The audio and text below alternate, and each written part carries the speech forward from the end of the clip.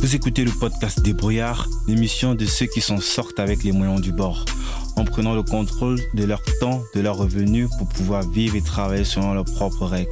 Chaque semaine, discutons entrepreneuriat, productivité, technologie, philosophie et psychologie avec des personnalités exceptionnelles. Pour ceux qui écoutent pour la première fois, si ce podcast est quelque chose qui vous plaît, alors je vous serais très reconnaissant d'en parler autour de vous rendre sur Apple Podcasts ou toute autre application de podcast de votre choix et me laisser une évaluation. C'est ce qui m'aide le plus. Jessica Alogo est ingénieure en chimie. Elle a travaillé pendant 10 ans dans le secteur pétrolier au Gabon et en Asie, secteur dans lequel elle acquiert de solides connaissances en gestion des procédés et dans le management de qualité. Passionnée de voyage et de gastronomie, en 2016, elle décide de raccrocher son tablier d'ingénieur chez Total pour enfiler celui d'entrepreneur gourmande. Et c'est ainsi qu'elle fonde une ligne de confiture gourmet basée au Gabon, les petits pots de Logoué, une marque d'épicerie fine qui crée des produits d'exception à partir du terroir africain. Forte de son expérience acquise au sein du secteur pétrolier, elle s'engage au travers de son entreprise à défendre des valeurs de commerce équitable, de développement durable afin de valoriser les ressources et les productions locales et les communautés qui les produisent. Au cours de la conversation qu'on va avoir, nous allons revenir sur son parcours d'ingénieur cadre chez Total à serial entrepreneur qui réalise un chiffre d'affaires après plus de 2 ans d'existence de près de 220 000 euros, soit près de 145 millions de francs CFA.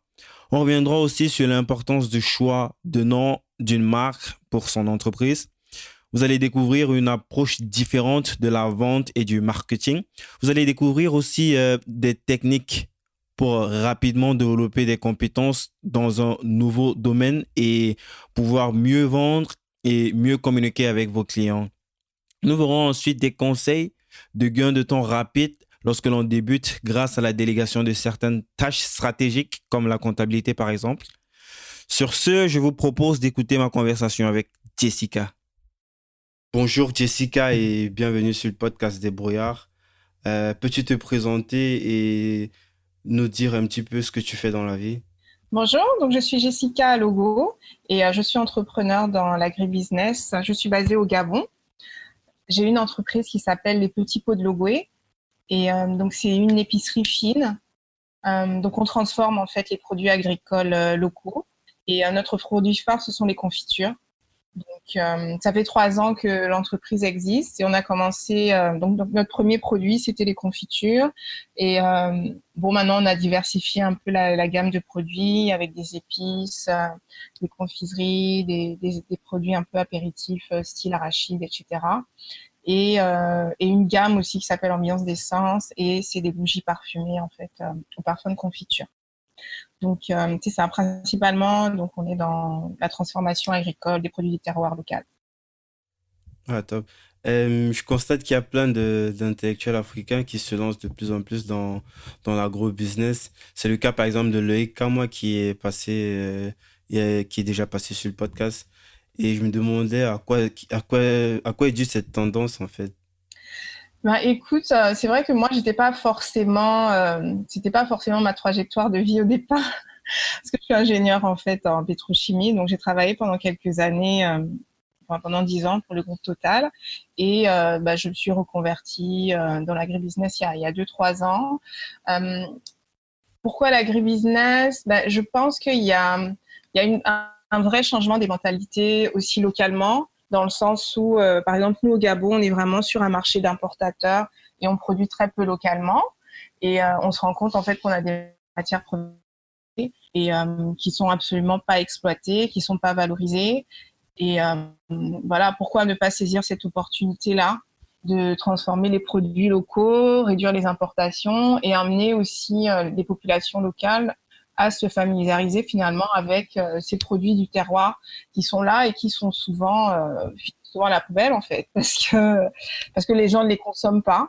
Ils sont plutôt friands de produits importés plutôt que de produits locaux. Alors là, c'est pas forcément de leur faute, je pense, parce que c'est vrai que pour avoir moi-même été consommateur avant et pas du tout transformateur, c'est vrai que les en termes de packaging, en termes d'aspect sanitaire, sécurité. Donc, je comprends aussi que les gens n'aient jamais été très portés peut-être à les consommer pour des raisons de confiance.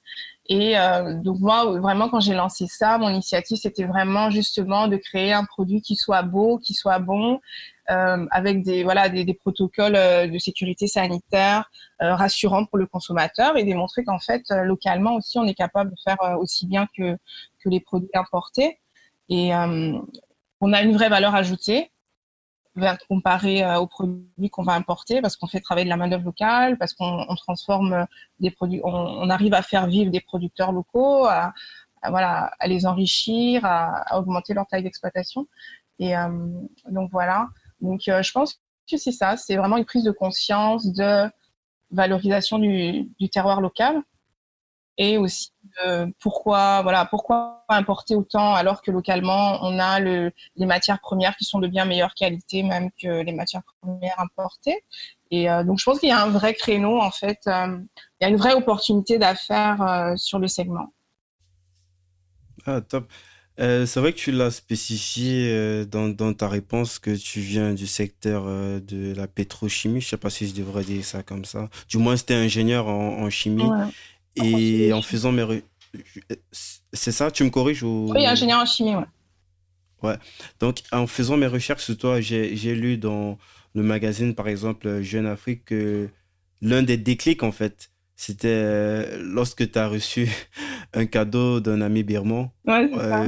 une quarantaine de kilos de mangue et tout. Je sais pas, tu peux nous raconter un petit peu l'histoire. Moi, je la connais déjà parce que j'ai lu le document, mais j'ai trouvé ça vraiment intéressant. Je sais pas si on peut partager ça avec les auditeurs. Oui, donc moi, pendant mon parcours professionnel, donc j'ai été expatriée en Birmanie pendant quelques années. Et personnellement, beaucoup. Et donc j'avais un collaborateur qui travaillait chez moi et bon, il savait que j'adorais les mangues, donc il me faisait toujours plaisir, il me faisait découvrir de nouvelles variétés parce que vraiment là-bas, franchement, il y a des variétés de mangues qui sont absolument hallucinantes, autant en termes de goût qu'en termes de texture et tout. Et le jour donc où j'étais démobilisée, où je devais rentrer au Gabon, donc on est sur le pas de la porte et puis il me dit ah madame, j'ai un cadeau pour vous et donc il me dépose un cajou de mangue de 40 kilos. Moi, j'étais déjà paquetée jusqu'au bout. Franchement, c'était juste le cadeau empoisonné. J'étais là, mais non, mais à quoi il a pensé? Mais bon, évidemment, je peux pas dire non. Il y avait tellement de bienveillance dans ce cadeau-là. Et puis j'ai dit, bah écoute, allons à l'aéroport et puis on va voir. Là, je peux pas. Ok, on va gérer devant. Et puis bon, finalement, on a trouvé du fret. Donc, on a pris les mangues en bagage supplémentaire. Et donc, je les ai ramenés à Libreville. Ça nous a coûté une fortune. Il avait juste pas confiance en fait c'est la merde dans laquelle il me mettait, mais bon. Donc, ma mère à Libreville, parce que moi je vivais à Port-Gentil, donc je fais un petit stop chez ma mère avant de rentrer à Port-Gentil. Et puis bon, le lendemain, on ouvre le cajou de mangue et puis j'ai des mangues trop mûres. Donc ils sont encore bonnes, mais juste trop mûres quoi. Et il est évidemment hors de question de les jeter parce que bon, elles sont trop bonnes et puis elles m'ont coûté la peau des fesses. Donc j'ai dit bon, bah qu'est-ce qu'on va faire de ces mangues trop mûres? Et donc voilà, bon, je réfléchis un petit peu et puis bon, je me dis ah ben tiens, bon ça, voilà, la texture manque trop molle. Je dis ah ben tiens, on va faire des confitures. Tiens, bon, moi j'en avais jamais fait, mais bon, j'avais vu ma grand-mère maternelle faire des confitures à la fraise au Canada. Donc voilà, je regarde un peu sur internet, faire des confitures. Et puis là, ma mère elle rentre du marché et puis elle vient avec des fruits de la passion. Et après, je me souviens que j'ai de la vanille qu'on avait ramené de l'île Maurice quelque part. Et puis, j'ai même une vieille bouteille de rhum qu'on avait ramené de Cuba, genre il y a 4 ans. J'avais un petit fond. Et puis, du coup, moi, franchement, puisque la confiture, ce qui m'intéressait plutôt, c'était le voyage des saveurs. En fait, je me disais, ah, c'est trop bien. On a des mangues de Birmanie, des fruits de la passion du Gabon, de la vanille de Maurice, du rhum de Cuba. Donc, moi, c'était plutôt ça qui m'excitait, en fait. C'était de faire Bon, voyager. moi, je suis vraiment un novice, hein. Quand tu parles du voyage, en fait, c'est quoi? C'est un mélange où en fait les saveurs sont séparées. J'ai Non, aucune idée, hein. Je pose vraiment des questions donc naïvement, c'est quoi. un mélange. Donc cette première confiture, donc c'était un mélange. On a mélangé des mangues, des fruits de la passion, de la vanille et du rhum. Donc tout ça, c'était un mélange. Et en fait, aujourd'hui, dans notre marque, toutes nos C'est une confitures, confiture qui beaucoup de contient mélanges. tous ces Voilà, ingrédients-là, en c'est fait. une Ah, confiture ok. qui contient tous ces ingrédients. Exactement. Ah, ok, ok, là, c'est plus clair. Voilà. Voilà, donc c'était une confiture mangue, passion, vanille, rhum. donc un mélange de ces quatre éléments-là. Et, et je me souviens déjà à l'époque, ce petit pot-là, je me souviens, j'ai fait une photo sur Facebook, j'ai fait le tour du monde. Donc voilà, moi c'était vraiment Je le pense que je suis voyage. tombé sur le post, ouais. C'était vraiment le petit voyage des saveurs qui me plaisait beaucoup. Et donc je fais la confiture et franchement elle était hallucinante cette confiture. Je dis ça souvent, j'ai jamais refait une aussi bonne confiture à la mangue, mais c'était parce que les fruits étaient vraiment d'une qualité exceptionnelle. Et puis bon bah la confiture on la mange, j'en laisse quelques pots à ma mère, j'en ramène chez moi à Port-Gentil. Et après ça, quelques mois plus tard, pareil. Bon, à Port-Gentil, j'ai une exploitation agricole derrière chez moi. Donc, un jour, je fais les courses pendant la semaine, j'achète des ananas, des fruits de la passion. Et puis, le samedi matin, je me réveille, j'ai pas mangé mes ananas, ils sont trop mûrs. Et puis, je me dis, ah, bah, tiens, je vais pas les jeter, je vais refaire la même confiture, mangue passion vanille. Et, mais je vais faire ananas passion vanille. Donc, je fais ma petite confiture. Et la semaine d'après, donc, le propriétaire de l'exploitation, bon, je le connais bien puisque c'était mon voisin en fait, et donc je lui amène un pot à sa boutique. Je lui dis ah bah tiens Serge, j'ai fait des confitures avec tes fruits de la passion, et donc je lui offre un pot. Après on se recroise encore à la boutique la semaine d'après, et puis il me dit ah mais Jess, elle était super bonne ta confiture, qu'est-ce que tu en fais? Et là je lui dis bah qu'est-ce que tu veux que j'en fasse? Je les mange, je les donne, qu'est-ce que tu veux que je fasse avec? Il me dit ah ok, je croyais que tu les vendais. Et puis je dis bah non, je les vends pas. Sur le coup, franchement, c'était juste l'idée saugrenue en fait pour moi. Je disais bah, Mhm. je peux pas mettre à vendre des confitures, je suis pas ingénieur chez Total, quoi. Ouais, quand même le parallèle, quoi. On n'imagine pas que Un ingénieur à haut tu es potentiel. ingénieur chez Total, cadre et tout, pour redescendre à vendeuse de pots de confiture. Franchement, quand tu dis ça, franchement, c'est la première idée qui me passe par la tête. Je suis là comme, mais non, je vais pas les vendre. Mais bon. Et puis franchement, des mois ont passé. Et puis peut-être 6 mois après ou 4 mois après, j'ai une copine qui organise une expo pour la journée de la femme. Genre une expo vente, et puis bon voilà, on discute, et puis je l'aide à faire les trucs, et puis franchement là, je crois que c'est la veille de l'expo, je sais pas pourquoi, je me réveille le matin et puis je dis ben pourquoi je fais pas des confitures et je les vends pas? Donc là je me dis allez, Donc ça veut dire que tu as quand même repensé à l'idée, même mais si... ça a dû germer en fait dans ma tête, peut-être inconsciemment, parce que ça a jamais été, j'avoue que j'y ai jamais réfléchi de manière vraiment structurée, ou c'est juste Ouais, je veux dire, de façon j'organise une rationnelle, expo. t'as Voilà, pas, ouais. Je vois j'ai ce que pas tu veux dire. souvenir en fait des fois j'y réfléchis, j'ai pas eu souvenir un jour de m'être posée et de m'être dit ah tiens bah peut-être pourquoi pas faire des confitures. J'ai pas ce souvenir là en fait. Aujourd'hui avec le recul, ce dont je me souviens, c'est que la veille de l'expo je me suis levée puis je me suis dit pourquoi je fais pas des confitures. Mais j'ai pas de souvenir que c'est quelque chose voilà que j'ai mûri ou que j'ai pensé ou c'est une réflexion qui m'est revenue durant les 6 mois. J'ai pas ce souvenir là. Je sais juste que un matin, je me suis réveillée, puis je me suis dit pourquoi pas. Et donc voilà, moi je suis la veille du truc, je cherche des fruits, j'avais pas de pot, je cherche des pots, j'avais pas d'étiquette, donc là je prends les petites étiquettes de mon fils là d'école, je bricole, hein. Je cherche des pots dans toute la ville, évidemment il y en a pas, bon j'en trouve des pots pas adaptés, mais bon, en tout cas j'arrive quand même, voilà, je trouve des ananas, et puis je fais ananas passion vanille. Donc ça, c'était ma première confiture que j'ai vendue. Bon, aujourd'hui, qui s'appelle Ménage à 3. À l'époque, je pense pas que je lui avais donné un nom. J'avais juste écrit Ananas Passion Vanille dessus. Et puis, j'ai une quinzaine de pots. Et puis, bah, le lendemain, je vais à l'expo. Puis, je fais des dégustations. J'ai gardé un pot pour des dégustations. Et genre, j'ai vendu tous mes pots. En moins d'une heure, j'avais vendu tous mes pots. Et puis, je faisais des dégustations. Puis, tout le monde capotait dessus. Tout le monde tripait sur la confiture et tout. Puis, je me suis dit, bah, Est-ce que là, tu avais déjà une idée des prix ou quand tu partais, tu avais... Parce que là, tu as vendu tous les 15 pots, mais je sais pas, est-ce que tu avais déjà dans ta tête décidé d'un prix auquel tu allais vendre ces bah, pots? ce Vu que tu n'avais jour, pas déjà un background derrière, tu savais pas vraiment dans quoi est-ce que tu te lançais, Ben, quoi. ce jour-là, j'ai vraiment fait juste un calcul simple. En fait, j'ai ajouté voilà, j'ai fait la somme de tout ce que j'avais acheté, les pots, la confiture, les fruits. Euh, Puis j'ai divisé en fait par le nombre de pots, et puis j'ai rajouté une marge. Franchement, je crois que je les avais vendus à 3500 ce jour-là. Donc voilà, j'ai juste fait la somme de ce que j'ai acheté, L'unité le ou pot, alors... Ah, ok. le pot.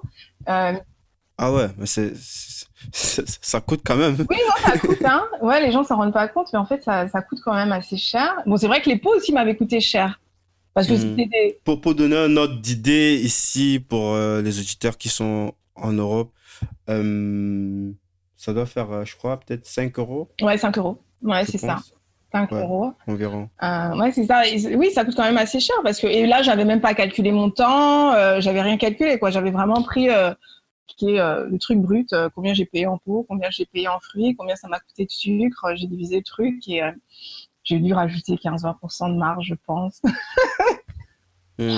Et puis j'ai vendu ça. Ouais, oui, c'était 3500. Et donc j'ai été tous vendus. Et puis après, moi, je suis rentrée chez moi. Bon, sans, je pense, sans plus. Mais en me disant, bah tiens, bah, on dirait qu'il y a un filon. Tout le monde a aimé ça. Et puis, Ouais.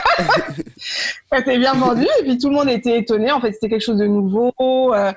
Voilà, j'ai jamais personne qui avait mangé en fait, des confitures avec des fruits locaux. Donc, tout le monde était curieux. Euh, trouvait ça bon. En tout cas, j'étais agréablement surprise. Je me suis dit, ben, tiens, apparemment, c'est un produit qui plaît. Et puis, les gens sont intéressés.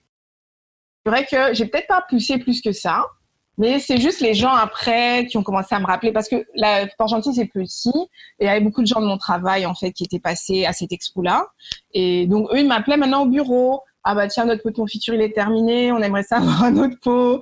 Euh, c'est ça en Donc, ce fait. sont plus les gens qui t'ont Oui, poussé en que fait, non, toi franchement, qui, malgré le fait que tu as découvert qu'il y avait un filon, c'est plus les gens qui t'ont poussé à creuser un petit peu oui, vers ce filon-là, quoi. c'est vraiment les gens qui, parce que je pense que si personne m'avait jamais rappelé, peut-être que ce serait resté mort en fait. C'est possible, hein. Mais c'est vrai que c'est vraiment le fait que bah, je reçoive des commandes et puis je voulais pas dire non parce que je dis bah j'ai donné une fois, je vais pas leur dire non, ça se fait pas. Donc Hmm. bah, j'ai commencé à en faire et puis à en refaire et puis à un moment donné bah, j'en faisais de plus en plus et puis là je commençais à me coucher à 4 heures du matin, je me réveillais à 6 heures du matin pour aller au travail, entre midi et deux je faisais des confitures et puis à un moment je me suis arrêtée puis je me suis dit bon Ah ouais, c'était chaud quand c'était même. chaud. Franchement, c'était chaud. Et puis c'est ça, à un moment donné, je me suis arrêtée et puis je me suis dit, bah, manifestement, il y a une opportunité d'affaires en fait.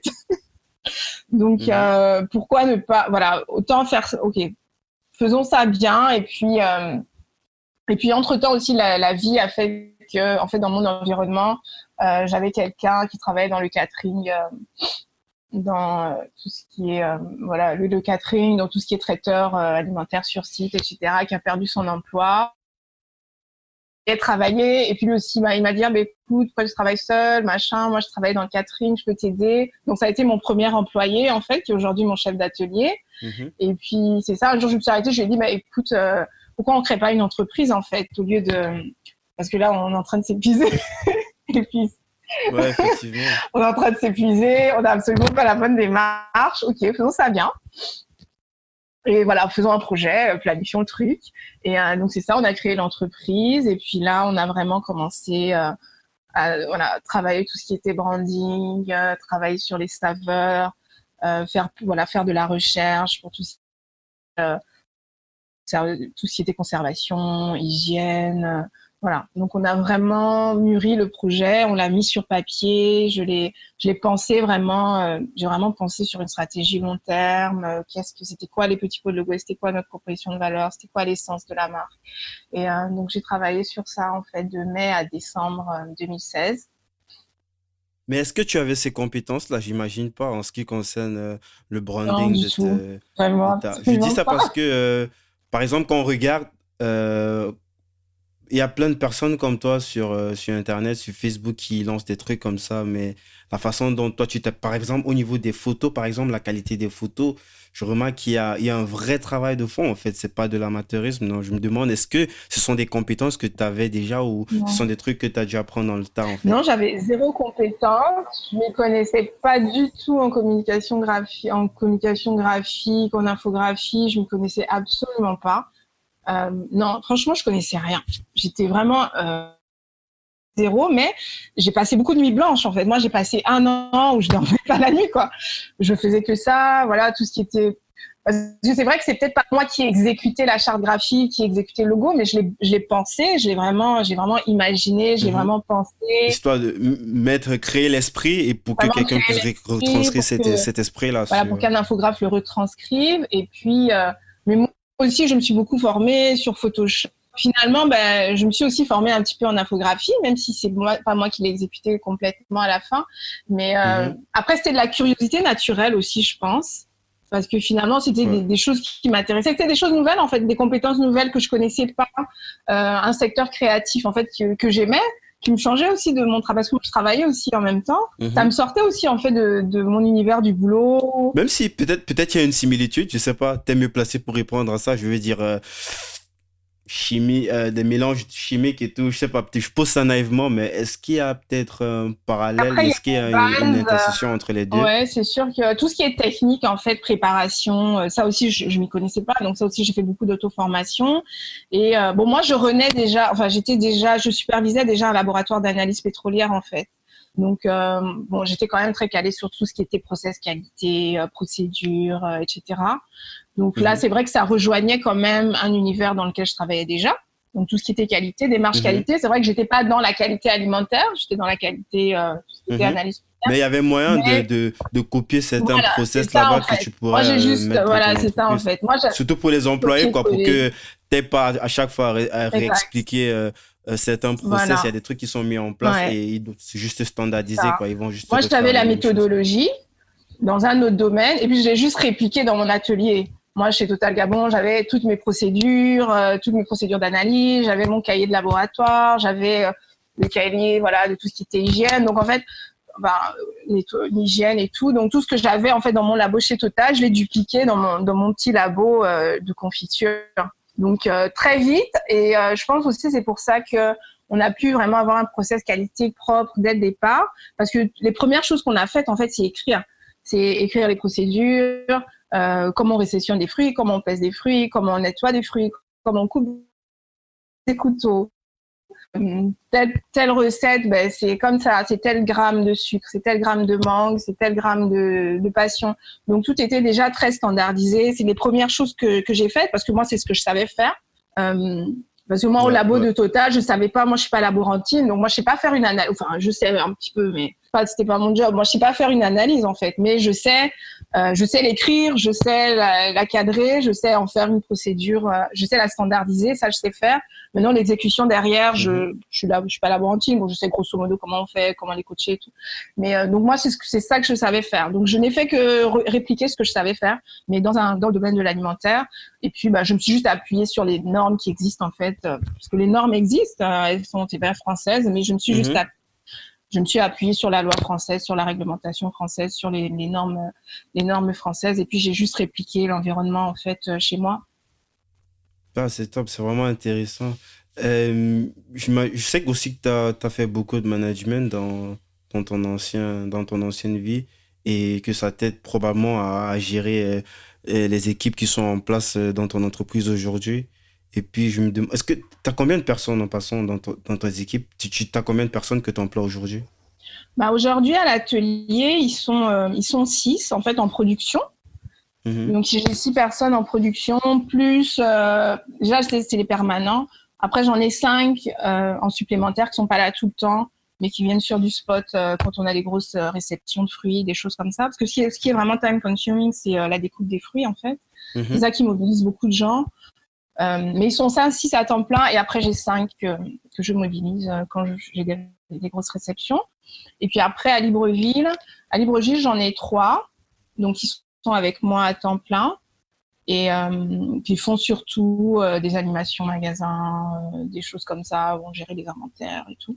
Est-ce que tu as tes propres magasins ou c'est juste tes Non, je partenariats distribue. avec des magasins qui... Ah, ok, Ouais, ok, je vois. j'ai pas de Et magasin est-ce que propre. c'est en projet? Est-ce que c'est quelque chose auquel tu penses d'avoir ton propre magasin qui porte le nom de ta marque? On n'a même pas encore précisé en passant, Les petits pots euh, de Logoué. c'est quoi les petits pots de l'Ogooué? Je sais pas si c'est une ville ou ça, je sais pas ce que ça Logoué, c'est représente. un fleuve. Ogooué. Ah, c'est un fleuve. Ça sonne beaucoup, parce que moi je suis originaire du Cameroun, mais il y a beaucoup de trucs chez vous, comme ton nom par exemple, qui sonnent comme des trucs de chez nous. C'est entre parenthèses, peut-être ça n'intéresse pas les gens, mais je crois qu'il y a beaucoup de Ouais, ouais. similitudes avec mon Il y a beaucoup pays de aussi. similitudes. Et Ouais. après, on a des peuples aussi qui sont frontaliers, donc les peuples du nord du Gabon qui sont frontaliers avec le sud du Cameroun. Oui, l'Ogooué, en fait, c'est un fleuve, c'est le plus grand Mhm. fleuve du Gabon. Donc, c'est un fleuve qui traverse le Gabon. donc les petits pots de l'Ogooué. Et c'est un fleuve qui, en fait, passe par Port-Gentil. Donc Port-Gentil, moi, c'est la ville où j'habitais quand j'ai commencé à travailler. Mhm. Et donc le fleuve passe à Ah, les gens, ils Port-Gentil. peuvent s'identifier à ça, en Voilà, fait. donc c'est vrai que au début, c'est pareil, on parlait un peu de branding, de création d'identité de marque, etc. Et bon, je dis souvent, si j'avais eu peut-être les connaissances, enfin, si j'avais eu le bagage aujourd'hui que je connais peut-être en création de marque et tout, j'aurais peut-être pas choisi ce nom-là. Mais bon, bref. Pourquoi? Parce que Pourquoi c'est intéressant que tu en parles? c'est un nom qui est juste trop long, en fait. Il est trop long. Il est très difficile à Mhm. prononcer pour un nom francophone. Euh, Et peut-être à et à retenir. retenir. Si t'es pas du secteur, en fait. Voilà. Déjà, un nom francophone, les petits pots de l'Ogooué, laisse tomber. Un anglophone, il y aura beaucoup de mal à le dire, à le retenir. Et c'est vrai que même pour un francophone, c'est long. Et après, pour tout ce qui est identité visuelle, branding, c'est difficile c'est quand même complexe à travailler, en fait. Parce que pour que la marque soit bien lisible sur un visuel, surtout que les visuels sont petits, en fait. Les étiquettes, c'est petit.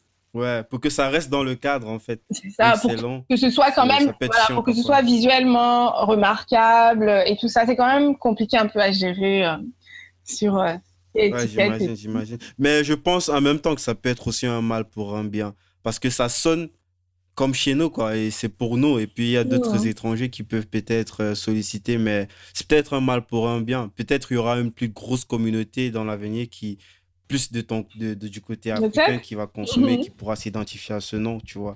C'est pas non plus un produit français C'est ou... ça. Oui, en même temps, bon, je dis ça Mm. aujourd'hui, mais en même temps, j'aime bien. Parce que des fois, je pose la question, je dis, bon, est-ce qu'on change pas? Ou est-ce qu'on le raccourcit? Alors, Ouais. enfin, je pense que je garderais Ogooué dedans. Mais Mhm. des fois, je me dis, bon, peut-être le squeezer un petit peu les pots de l'Ogooué, peut-être pas les petits pots. Ou juste, il y a des Ouais, mais c'est peut-être possible Ogooué. aussi, hein. Il y en a comme ça qui. Parce qu'il y a parfois une crainte sur le fait que oh, changer le nom, peut-être ça peut partir en couille et tout. Mais si je prends par exemple l'exemple du. Il y a une plateforme de freelancing qui s'appelait avant. euh, C'était quoi? C'était Upwork. Mhm. C'est une plateforme de mise en relation. Et là, ils ont fait de grosses levées de fonds et ils ont rechangé le nom et ils ont appelé la plateforme maintenant Malte. Ils ont changé de Upwork à Malte, je pense, ça c'est mon avis, hein, je sais pas les vraies raisons, mais j'imagine c'est parce qu'il y avait déjà une plus grosse plateforme aux États-Unis qui portait ce même nom. C'est pas écrit pareil, Ok. mais ça prête à confusion en fait. D'accord. C'est pour ça qu'ils ont Ah ouais. changé le nom et ça n'a rien influé, au contraire, ils sont encore beaucoup plus imposants qu'ils ne l'étaient à l'époque, quoi. D'accord. Donc c'est pas forcément une crainte à avoir, quoi, Hmm. si c'est quelque chose qui est en réflexion de ton Ouais, côté. moi, c'est vrai que je crains ça. Je me dis, bon, les gens, là, c'est une marque qui est quand même jeune. Je me dis, les gens, ils sont déjà habitués à une identité, à un nom. Changer, est-ce que ça va pas être compliqué? Bon, du coup, c'est vrai que bon, je change, mais j'avoue que moi, j'aime bien, en fait, des petits pots de logo aussi. Je sais pas. Je trouve ça quand même, je trouve ça mignon. C'est un nom que j'aime bien. Maintenant, comme je dis, c'est vrai que maintenant, avec le recul, tu analyses d'autres paramètres, en fait, qui te font dire, bon, parce que le nom, tu peux l'aimer toi, mais finalement, ça peut ne pas être le bon nom qu'il faut, même si toi tu l'aimes Ouais, bien et que les gens effectivement. l'aiment bien, c'est peut-être juste pas le bon nom. Bon, il y a plein de paramètres comme ça. Bon, pour l'instant, je ne mets pas trop de pression. Je dis, bon, je laisse ça, on verra après. Ok, d'accord. Et est-ce qu'en parallèle, tu travailles toujours chez Total? Non, je travaille plus chez Total. Ou J'ai arrêté de travailler chez Total, ça fait 2 ans. est-ce que lors de ta démission, ton entreprise était déjà rentable? Je veux dire, est-ce que tu vivais Non, déjà de ton non, absolument activité? pas. Et qu'est-ce qui t'a motivé alors à démissionner vu que tu n'avais pas encore cette sécurité? Je veux dire, Hum. comment est-ce que tu as eu, parce que les gens, ils ont souvent ce blocage-là du fait que s'ils n'ont pas une sécurité, un truc qui les assure à 100% qu'ils vont pouvoir garder le même train de vie, alors ils vont pas du tout quitter leur activité pour lancer autre chose, quoi. Quelque chose qui pourrait potentiellement les faire plus vibrer, quoi. Parce que j'ai juste pris conscience à un moment donné que ton entreprise ne décollera jamais si tu n'y es pas à 100% en fait. Parce que j'ai travaillé dessus, tu sais, j'allais au boulot, je travaillais un petit peu sur mon entreprise quand je finissais le boulot et à un moment donné, tu te retrouves quand même extrêmement frustré parce que moi, je me retrouvais frustrée parce que je trouvais que j'avais pas assez de temps à consacrer à mon entreprise. Il y avait tellement de choses que j'avais à faire et mon boulot me prenait trop de temps. Donc, en fait, mon boulot devenait une contrainte personnelle pour moi. C'était plus chiant qu'autre chose. J'avais juste pas envie d'être à mon travail. J'avais envie d'avoir ce temps-là pour faire ce qui m'intéressait vraiment. qui était de travailler sur mon entreprise. Et puis, à un moment donné, je me suis rendu compte qu'en fait, c'était pas possible de gérer les deux. Et que si jamais je prenais pas la décision de m'y consacrer, ben, je pourrais jamais exécuter ce que j'avais planifié. Et effectivement, je n'en vivrais jamais. Mais du coup, il y a la problématique de vivre pendant ce petit temps ou ce long temps pendant lequel ton activité n'est pas encore rentable. Il y a cette problématique qui se pose toujours. Comment est-ce que tu fais pour vivre pendant cette période latente, quoi, je dirais? Bon, c'est vrai que moi, je m'étais organisée aussi. Parce que c'est vrai que je commençais à travailler. Moi, j'ai travaillé 10 ans. Et j'avais quelques investissements immobiliers, en fait, que j'avais fait très tôt, quand j'avais commencé à bosser. Donc, en fait, après 10 ans, j'avais des investissements immobiliers, j'avais plus de crédit, parce que j'avais fini de rembourser mon crédit. Et en fait, donc, j'avais plus d'attaches financières. Voilà, j'avais plus d'attaches financières, en fait. J'avais plus de crédit à payer à la fin du mois. J'avais quand même des revenus immobiliers qui me permettaient de vivre décemment. C'est sûr que absolument plus le train de vie que j'avais quand je travaillais pour Total. Mais bon, j'avais quand même de quoi payer mon loyer, de quoi manger. Bon. Mhm. Donc, j'avais quand même, je me disais, quand je suis partie, en fait, le minimum vital, j'avais quand même quoi. un minimum vital. J'avais bien conscience que mon train de vie devait changer. Mais bon, j'avais quand même un minimum vital c'est vrai, qui me sécurisait. Et qui faisait en sorte. Et puis, voilà. Et puis, je me suis dit, bon, de toute façon, qu'est-ce que j'ai. Enfin, la réflexion vraiment que j'ai eue, je me suis dit, bon, en fait, qu'est-ce que j'ai à perdre qu'est-ce que j'ai rien à perdre, en fait. Parce que, OK, même si je tente cette expérience et que ça ne marche pas, ou que pour une raison ou d'une autre, ben, je dois laisser tomber. J'ai toujours, en fait, mon expérience professionnelle, j'ai toujours mes diplômes. Je pourrais toujours un jour repartir sur le marché de l'emploi si jamais, pour une raison ou une autre, mon entreprise ne décolle pas ou ne fonctionne pas, en fait. C'est ce que je me suis dit. Je me suis dit, en fait, j'ai rien à perdre et j'ai tout à gagner. C'est très intéressant cette réflexion-là parce que c'est un blocage que beaucoup ils ont souvent et ils n'ont pas souvent parfois cette mécanique que ce que tu as appris, ce que tu as dans la tête ou ce que tu as comme Tu le diplôme perds sur jamais, en papier, fait. ça disparaît. Ça disparaît pas. Tu peux toujours rentrer. Il y a juste, comme on dit souvent chez nous, il y a juste seulement la honte de retourner vers ce que tu faisais avant. Oui. Mais sinon, il n'y a rien de pire. Quoi. Franchement, moi, je me suis vraiment dit ça. C'est même pas une honte, en fait. C'est une expérience. Tu auras quand même gagné quelque chose de ça. Moi, je me suis dit, en fait, c'est une expérience à côté de laquelle ce serait dommage que je passe à côté de cette expérience-là. Et je me suis dit, en fait, je n'ai absolument rien à perdre. Parce que si ça marche pas, je peux toujours soit faire autre chose, toujours dans l'entrepreneuriat. Je me suis dit, voilà, soit si ça marche pas, si ce projet-là ne marche pas, je peux toujours faire autre chose. Et si jamais j'estime que l'entrepreneuriat, c'est pas fait pour moi, je peux toujours repartir sur le marché de l'emploi. Je n'aurais pas perdu mes diplômes, je n'aurais pas perdu mon expérience et j'aurais eu une autre expérience aussi qui sera tout aussi valorisable en fait parce qu'aujourd'hui même si je repartais sur le marché de l'emploi, je pense que j'ai même un profil aujourd'hui qui est beaucoup plus intéressant pour un employeur que le profil que j'aurais eu en restant chez Total Gabon pendant les 3 dernières années en fait. Parce qu'aujourd'hui, j'ai quand même une expérience beaucoup plus variée, j'ai fait beaucoup plus d'autres choses. Donc, je pense que j'ai définitivement un profil beaucoup plus intéressant maintenant, même si je repars sur le marché de l'emploi, que si j'étais restée chez Total pendant 3 ans. Ouais, je partage complètement. Donc, c'est ce que je me suis dit, en fait. Et quel canal utilises-tu principalement pour promouvoir tes produits? C'est clair qu'il y a du bouche à oreille, comme tu as spécifié dès le départ. Est-ce que tu as une stratégie que tu as mis en place pour communiquer autour de cette Au marque? début, la marque, on n'avait pas de budget. Bon, on n'en a toujours pas beaucoup. Parce que les budgets, c'est quand même hyper budgétivore. J'imagine. En fait, on a vraiment commencé sur Facebook. On a communiqué uniquement comme ça. Facebook et animation, enfin tout ce qui était, on est sur toutes les expos quoi. Dès qu'il y a un truc, on y est, exposition, foire, voilà. Dès qu'il y a un événement en extérieur, on y est. Bon, c'est vrai, aujourd'hui moins qu'avant, mais au début, on était sur tous les trucs et on communiquait sur Facebook. Vraiment, c'est vraiment comme ça qu'on s'est fait connaître et que parce qu'au début, on n'avait pas de point de vente. Hein. Les points de vente, on en a eu après. On a commencé à commercialiser officiellement en décembre 2016. officiellement avec le branding actuel, les étiquettes actuelles, etc. Mais on commercialisait déjà entre mars et décembre, mais avec un ancien branding, on faisait les étiquettes à la maison. Au début, c'était galère. Hein.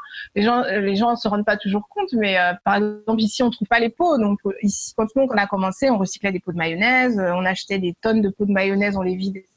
Ah ouais. Oui, parce qu'il y a pas de pot en fait. le challenge du packaging en Afrique, du moins au Gabon, peut-être, mais même dans beaucoup de pays africains où je vais, hein, c'est les mêmes challenges, c'est les mêmes problèmes. Ben, ils sont nombreux. Il y a une autre, par exemple, que j'ai interviewée, Kenza Market. Elle le fait dans des produits. J'ai peut-être entendu parler. Elle, elle fait importer, en fait, ses paquets de Chine. C'est ça. Je sais mais pas le truc, trop c'est qu'au comment, mais début, elle a un quand tu process. commences, tu vas pas importer 10 000 pots, en fait, ou 100 000 pots. Parce que tu commences de, un, t'as pas le cash flow.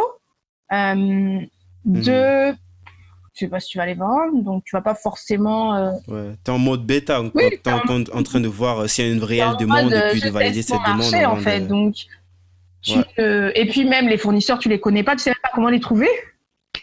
Tu sais même pas comment. En parlant des fournisseurs, non, je voulais parler plutôt des producteurs. C'est juste des producteurs locaux. Je veux dire, tes produits, c'est juste des producteurs locaux. Il y a rien qui vient de l'extérieur. Les fruits, ça dépend. Enfin, moi, j'estime qu'on est dans une zone CEMAC. Donc, par exemple, la mangue, il y a des choses qui ont des saisons très courtes. La mangue, c'est une saison très courte au Gabon, c'est de septembre à décembre. Donc, de septembre à décembre, on va transformer la mangue du Gabon. On va faire du stock aussi pour tenir quand même quelques mois de l'année suivante. Et puis après, on va passer sur la mangue du Cameroun. Après la mangue du Cameroun, ce sera la mangue du Gabon qui reviendra. Donc, on travaille comme ça. En fait, il y a des produits qu'on trouve toute l'année au Gabon, genre ananas, papaye, fruits de la passion. Ça, je trouve ça toute l'année localement. Donc, j'ai pas besoin de m'appuyer sur l'extérieur pour ça.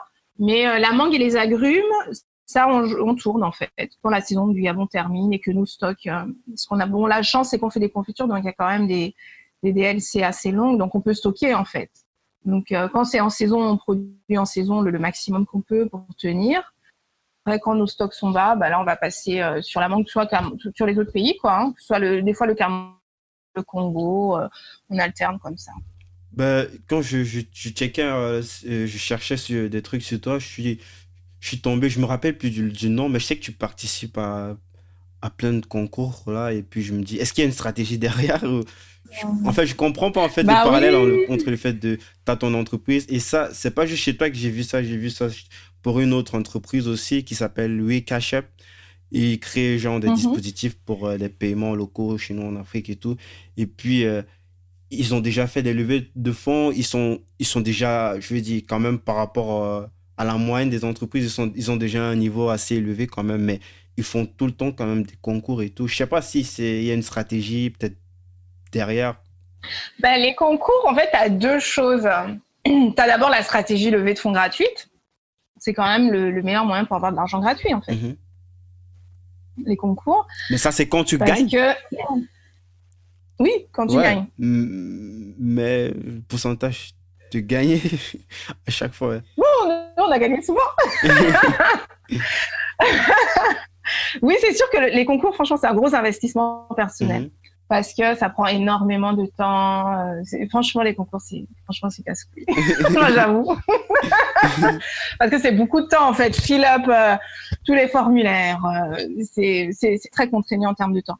Mais effectivement, quand tu gagnes, c'est de l'argent gratuit. Parce qu'il y a quand même un gros problème de financement en Afrique, dans le sens où les banques, bon, c'est vrai, ne prêtent pas, ou même moi, par exemple, j'ai atteint un certain niveau où les banques peuvent me prêter, ou les banques veulent me prêter, mais les taux d'intérêt sont trop élevés. Tu as des taux d'intérêt à 15%, donc pour avoir un business model déjà qui soit rentable à 15%, dans l'agriculture, c'est compliqué. Ouais. Donc, comment tu vas rembourser un crédit à 15%, en plus, ils vont te le donner, allez, maxi sur 4 ans, c'est juste, tu te mets juste le couteau sous la gorge, c'est pas possible, en fait. Une grosse pression. Donc, en fait, même quand tu as la possibilité technique, tu ne peux pas, en fait, parce que voilà, ça fit juste pas avec le modèle économique de l'entreprise, donc tu peux pas rembourser un crédit à 15%. Et donc voilà, donc tu écartes les banques en fait. parce que l'argent coûte trop cher dans les banques. Donc maintenant, il te faut trouver des moyens de financement gratuits. Et puis les concours, c'est un moyen de financement gratuit. Mais pas que ça. Franchement, moi, ça m'a vachement aidé les concours parce que ça te permet quand même de redéfinir de manière très pointue en fait ton entreprise. Moi, si j'avais pas fait tous les concours, j'aurais pas eu un business plan nickel comme j'ai aujourd'hui. Mon entreprise serait pas là où elle est aujourd'hui si j'avais pas fait les concours. Parce que ça m'a vraiment poussé, ça m'a vraiment forcé à travailler sur tous les aspects de mon entreprise en fait, qu'ils soient financiers, qu'ils soient proposition de valeur, qu'ils soient voilà. Déjà, ça m'a appris déjà l'entrepreneuriat. Moi, le premier concours que j'ai fait et qui m'a beaucoup appris, c'est le Tony Elumelu. Ça, c'était vraiment 4 mois intensifs de formation. Et ça, Tony Elumelu, c'est pas beaucoup d'argent, c'est $5,000. Donc, tu le fais pas pour l'argent, mais vraiment, tu le fais pour la formation. Parce que moi, ça m'a appris vraiment beaucoup, beaucoup de choses que je connaissais pas. Et quand tu sors de là, tu as vraiment travaillé ton business plan, mais vraiment en détail sur tous les aspects. Et moi, ça m'a beaucoup apporté. C'est vraiment de là que j'ai vraiment... Peut-être le réseau aussi. Ensuite, le réseau. Parce que c'est vrai, quand tu fais des concours, vous êtes de partout dans le monde. Donc, vous avez des plateformes, vous échangez, des plateformes WhatsApp, des plateformes web. Et donc, en fait, tu te crées un réseau. Moi, aujourd'hui, je vais dans n'importe quel pays d'Afrique et je connais quelqu'un, en fait. Même si je connais pas personnellement, je vais juste sur un de mes groupes WhatsApp, je poste un message. Ah, les gars, je serai, je sais pas, en Namibie la semaine prochaine, qui est là-bas. J'ai des gens qui vont me répondre. Donc, quand j'arrive localement, j'ai déjà un réseau qui est là. Si je cherche des trucs, ils vont m'orienter. Je vais toujours chercher des gens dans l'agribusiness forcément, donc je vais aller les rencontrer, on va discuter, on va échanger, qu'est-ce que vous faites, etc. Donc pour le réseau aussi, franchement, c'est un super gros avantage pour le réseau aussi. Et puis pour la notoriété aussi, parce que en fait à travers les concours aussi ça communique en fait. Tu as eux aussi communiquent sur ton entreprise, donc voilà. Donc en termes de notoriété, de visibilité aussi, ça aide. Ouais, c'est top. Et est-ce que tu as des objectifs pour 2019, des trucs que tu aimerais absolument atteindre? Pour 2019, alors, après, on a un objectif chiffre d'affaires. Et puis, on avait aussi un gros En parlant de objectif. chiffre d'affaires, est-ce que tu peux communiquer librement dessus? C'est quoi les chiffres aujourd'hui, ton entreprise? Est-ce que ça te dérange d'en parler? Non, en fait, notre vraie première année, c'était 2017. Donc, en 2017, on avait 60 millions de chiffre d'affaires. On avait planifié, on avait fixé comme objectif une progression à 20%. Donc là, on vient de clôturer le bilan 2018. Donc 2018, on est à 85 millions. Donc on est content. Donc on a... pour donner une autre idée pour ceux qui sont à l'extérieur, c'est environ quelque chose comme 130 000 euros. La première année, c'était un peu moins de 100 000, 90 000, 95 000. Et puis, Mais c'est plutôt intéressant. Et j'imagine ça doit être un truc qui, par rapport aux nouveaux objectifs, qui va forcément être en grande partie réinvesti dans la structure. Ouais. Quoi. On investit tout. On réinvestit tout. C'est top. Oui, donc en termes d'objectifs, l'année passée, on les a dépassés un petit peu. Donc cette année, c'est toujours mis. Je sais pas si on n'est pas très ambitieux, on est toujours sur une croissance à 20%. On s'est mis encore un objectif à 20%.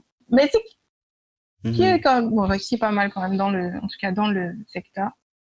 Et le gros objectif en fait 2019, c'était vraiment avoir des points de vente à l'international. C'était vraiment ça notre gros objectif et très contraignant aussi. Et on a quand même bien commencé l'année puisque on a commencé à Paris en décembre 2017, à Abidjan le mois dernier et à Douala. Donc on a fait déjà 3 points de vente à l'international, ce qui est pas mal. On a aussi un truc à Marrakech. On a un point de vente déjà négocié à Marrakech. Le Maroc, c'est un peu compliqué. Ils sont un petit peu compliqués en termes d'administratif et tout. C'est un peu chaud d'importer des produits. La réglementation. C'est un peu compliqué même pour les opérateurs sur place, en fait, de travailler avec des gens à l'étranger, c'est difficile pour eux. Donc, le Maroc, c'est pas un pays qui est très accessible, mais bon. Mais voilà. Mais ça commence bien. Du coup, on est assez contents. Mais la vraie difficulté, on l'a pas encore, franchement. on n'a pas encore franchement solutionné. Parce que la vraie difficulté, c'est la logistique, en fait. Et on n'a pas encore un modèle de logistique qui tient la route, franchement. Est-ce qu'il y a déjà des pistes, des trucs que tu pourrais potentiellement exploiter?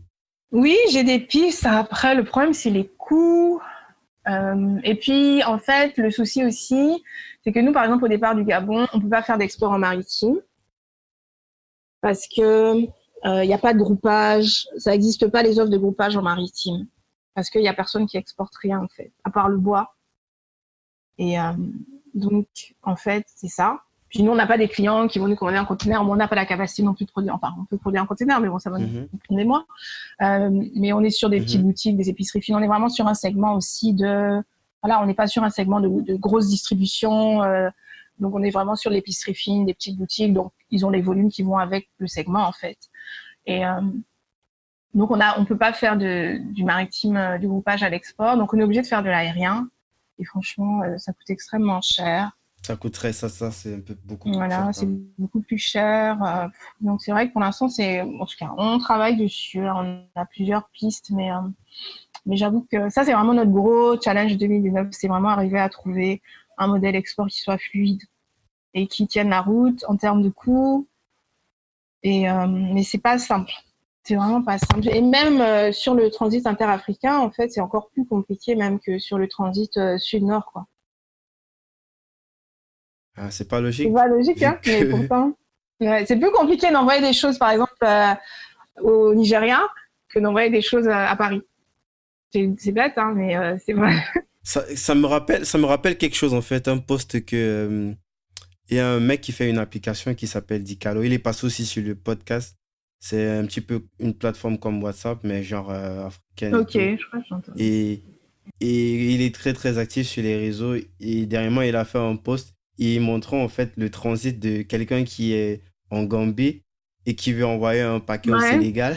Et sur la photo, on montre comment l'avion qui est supposé faire le fret de la Gambie au Sénégal, ça va en France, sur Paris, sur Charles de Gaulle, et puis il revient sur le Sénégal, alors que c'est le voisin direct, en fait. Ouais. Mais la logistique interafricaine... J'imagine que peut-être ça doit être à peu près ça, ce que tu expliques, peut-être, vu qu'il n'y a pas de truc réglementé. Il n'y a pas de route, en fait. DHL est là pour faire son argent, il préfère faire ce long trajet pour justifier peut-être ce que tu payes, je sais pas. Oui, mais aussi, c'est pas forcément... C'est un problème de flux. C'est-à-dire que DHL, par exemple, n'a pas de route rentable entre la Gambie et le Sénégal, dans le sens où il n'y a pas assez de trafic en fait entre les deux pays. Donc, alors qu'ils vont peut-être avoir un trafic entre Paris et le Sénégal, et ils vont avoir un trafic entre la Gambie et Paris. Donc eux, forcément, ils optimisent. Okay. Ils vont. Après, c'est les flux qui parlent en fait. Si t'as pas un intérêt économique à ouvrir une ligne Gambie-Sénégal, tu le feras pas. S'il n'y a pas de trafic, tu vas pas le faire pour un opérateur. Mais c'est sûr que tu auras toujours du trafic Gambie-Paris. Donc, tu vas faire Gambie-Paris et puis après, tu vas redescendre. Donc, ils exploitent les routes où il y a du trafic. La vérité, c'est que nous-mêmes, en Afrique, qui ne commerçons pas assez, c'est nous, en fait, qui ne sommes pas pouvoir d'influence. C'est ça. Le jour où on aura de l'influence, eux, ils vont ouvrir la route. Le jour où il y aura un vrai trafic et que les pays africains vont décider de commercer entre eux, ils vont ouvrir les routes. Mais c'est juste que pour l'instant, il y a juste pas il y a un problème les routes n'existent pas parce que le flux n'existe pas en fait. Pour moi, c'est ça la réalité. Je comprends, ça fait sens. Eux, ils vont là où il y a du trafic. Ils vont pas ouvrir une route pour un opérateur économique, ça n'a pas de sens. Ouais, c'est ça en fait. Et tant que nous-mêmes, on produira pas, et tant que nous-mêmes, on consommera pas ce qu'on produit en Afrique, ce sera toujours comme ça. Les autres flux seront privilégiés pour le flux nord-sud. Ouais, c'est comme les bateaux. Tu as des bateaux qui vont faire Le Havre-Libreville, mais tu n'auras pas un bateau qui va faire Libreville-Abidjan. Pourtant, c'est même c'est Bolloré, toujours, mais ils vont monter à Paris, puis après, ils vont faire Paris-Abidjan. Mais pareil, c'est parce qu'il n'y a pas de flux. Donc, eux aussi, c'est des opérateurs économiques. Ouais, c'est clair. Il y a un intérêt économique, donc ça fait sens. Et il y a un dernier truc que je voulais savoir, en fait. Je me suis rendu compte que, je sais pas si j'ai mal cherché, mais il n'y a pas de site internet. Ah, il est en construction. Ah, c'est quelque chose qui est encore OK. Ouais, Parce que j'ai cherché, j'ai tiqué ouais. partout, je regarde Non, par rapport à la grosseur du truc, je me dis, mais comment il n'y a pas un site, pourtant ça pourrait peut-être faciliter niveau, par exemple là, avant qu'on ne commence le podcast, j'ai vu que tu étais en train de recevoir des commandes par téléphone. J'imagine si un site et tout, en ça fait, pourrait te libérer plus de temps le pour... site internet, c'est vrai que pour des gens qui ne sont pas en Afrique, ne comprennent pas forcément le contexte en fait. C'est-à-dire que, par exemple au Gabon, bon déjà quand tu commences, bon t'as pas beaucoup d'argent, t'as pas beaucoup de budget com, t'as pas beaucoup de budget à investir, voilà. Donc tu te dis, ok, sur quoi j'investis? Et puis tu regardes un peu comment les gens consomment et comment les gens se comportent en fait. Au Gabon, par Mhm, exemple, les gens ne vont pas sur les sites internet. C'est pas dans leur mhm, réflexe de navigation, ils vont sur Facebook. Et quand ils veulent acheter un truc, ils vont aller sur Facebook. Parce que les boutiques sont sur Facebook en fait. Ils sont pas très. Enfin moi je le vois. Des fois je fais des tests. Je vais faire une page de capture sur Mailchimp. Donc je vais. Ok, il faut que les gens ils cliquent, qu'ils aillent sur Mailchimp. Les taux d'ouverture ils sont super mhm. bas en Essayer de fait. capturer un petit Parce que peu, les gens ouais. ils sont paresseux, ils veulent juste pas aller sur un site internet. Ils veulent rester sur Facebook. Ou peut-être sont pas assez éduqués. Parce que aller Voilà. sur Bon, en fait Facebook, c'est ça. ils vont arriver sur le shop, mais D'accord c'est avec toi. toujours pareil, c'est toujours le même bouton shop acheter que tu pourrais Je suis retrouver sur d'accord. un site Voilà. En internet. fait, c'est exactement ça et tu as tout à fait raison. La semaine dernière, j'étais dans une conférence sur le numérique et pareil, en fait, les gens crachaient sur les internautes et tout. Je disais non, en fait, c'est pas qu'ils sont, et moi-même je le dis aujourd'hui, ils sont paresseux, c'est pas ça, alors que je disais la semaine dernière, je disais tout le contraire. C'est juste qu'ils sont pas éduqués et que, eh ben, en fait, il n'y a pas assez de sites internet local et donc, ils savent juste pas, en fait. Et c'est ça. C'est juste qu'ils sont pas éduqués et que du coup, bah, il faut les éduquer. Voilà, il faut faire plus de pages de capture, il faut faire plus de redirection vers des sites pour que les gens, ben, en fait, prennent l'habitude et comprennent que bon, Facebook, ce n'est qu'une page d'attraction et qu'après, le contenu est ailleurs. Donc, il faut les éduquer à ça, en fait. Mhm. Et, mais ça prend vraiment une éducation parce que moi-même, quand je discute avec les gens, non, non, on n'a pas envie d'aller cliquer sur un lien et tout. Donc, voilà. C'est Ouais. vrai. C'est bizarre Ouais, quand non, même, non? Le parallèle avec la façon dont les gens ils réfléchissent ici en Occident, en fait. ouais, en fait, eux, ils comprennent pas que Facebook, ce n'est que de la capture et qu'après, le contenu, il n'est pas là. Le contenu, il est ailleurs, dans un environnement qui est beaucoup plus intéressant, beaucoup plus facile. Ils comprennent pas ça, en fait. Donc, c'est vrai que quand tu commences, tu te dis, bon, bah, pourquoi je vais investir 3 000 euros pourquoi je vais investir de l'argent pas, en fait? Et tu dis, bah, je vais me Est-ce qu'on concentrer peut là où les gens revenir? sont. T'as parlé de 3 000 € pour un site. C'est un shop, n'est-ce pas? Ouais, c'est un, bah, Sauf les si sites internet, c'est très c'est un truc cher. que tu vas. Si c'est pas indiscret, est-ce que je peux savoir c'est quoi que tu vas utiliser comme CMS? Tu vas partir sur un WordPress associé à un WooCommerce et tout. C'est un WordPress. Franchement, pour l'instant, j'ai même pas mis de shop. Et je vais t'expliquer pourquoi. Pour l'instant, j'ai vraiment juste fait un site vitrine. Euh, bon, c'est vrai on repense à la stratégie tout le temps parce que j'avais mon problème de logistique, en fait. Et je me suis dit, si je fais un shop, parce que moi, je peux pas faire du DHL door to door. Je peux pas envoyer un pot de confiture à quelqu'un qui est en France par DHL. Ouais, juste un pot, ça a pas de sens. Ou même 5 pots. Voilà, en fait, c'est-à-dire que C'est le problème de le coût flux du que tu fret, parlais en fait. voilà, encore une fois, un problème de flux. Le coût du fret est 2 fois plus cher que le coût du pot, en fait. Donc, techniquement, euh, tu sais que tu peux pas faire du door-to-door. Pour que ce soit rentable pour quelqu'un qui achète, il faut vraiment qu'il t'achète peut-être 15 pots pour que, ok, le coût du fret soit un peu dilué et que ça ait du sens. Mais bon, quelqu'un qui va sur un site, bon, il veut acheter 3-4 pots, il vient pas pour acheter du volume, quoi. Il vient pas pour acheter 15 pots. Un internaute lambda. Donc en fait, je me suis dit, bon, la vérité, quelle est maintenant aujourd'hui? Je ne peux pas faire du door-to-door DHL parce que justement, problème de trafic, les coûts sont encore trop élevés. Moi, des fois, je suis dégoûtée quand tu sais que tu vas sur Alibaba et le DHL en France est gratuit. Moi, je suis dégoûtée, quoi. Je dis, putain, moi, ça me coûte 50 $ pour envoyer un peu de confiture à Mais Paris. tu sais que tu peux packager. Je dis ça parce que c'est quelque chose sur lequel je pense pas que ce soit un problème que j'en parle. Avec Gaël, par exemple, de Kenza Market, puisque je l'ai aidé pour son shop. Euh, le shop, d'abord, il est en France CFA. Mhm. Et les commandes, euh, il y a moyen, en fait, de packager, en fait. En fait, que ce soit, pour que quelqu'un fasse une commande, que ce soit déjà une certaine quantité bien précise qui te permet d'être rentable, quoi.